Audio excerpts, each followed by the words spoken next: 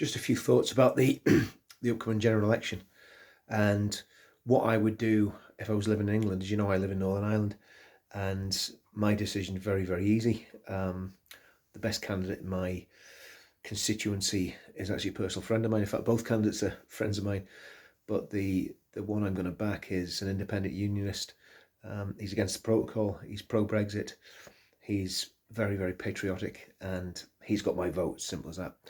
If I was in England, it'd be slightly different because you've got the big problems.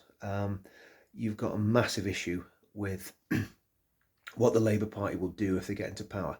And I find that truly frightening. When you look at Commie Keir Starmer, and I think we can quite safely say that without slandering him, as in his younger days he was involved in one of these revolutionary Trotskyist parties or some such description that it had on it, and he edited a far left magazine.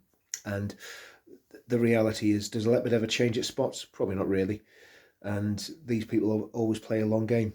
So if you're voting for the Labour Party, there are some. I mean, quite apart from Keir Starmer, who I don't think is much cop, and he doesn't look like a man to be reckoned with. But there are some real nasty extremists in the Labour Party, whether they're religious fanatics or whether they're hardcore communists that came in with momentum, and all those people that were floating about with the disgusting Jeremy Corbyn.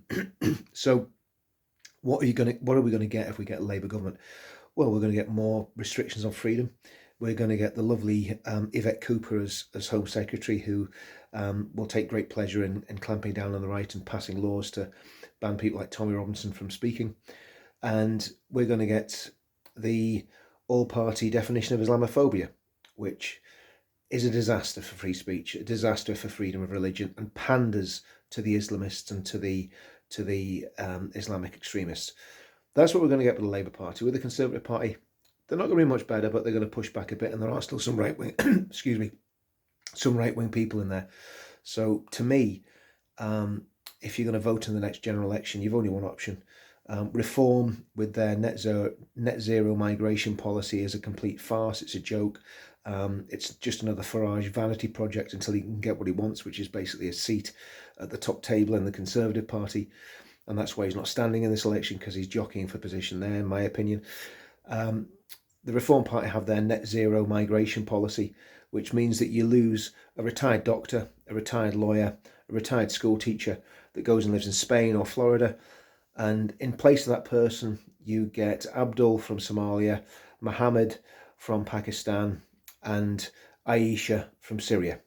Good choice, good swap. That's what net zero migration means. One goes out, one comes in. Who's the one going out and who's the one coming in?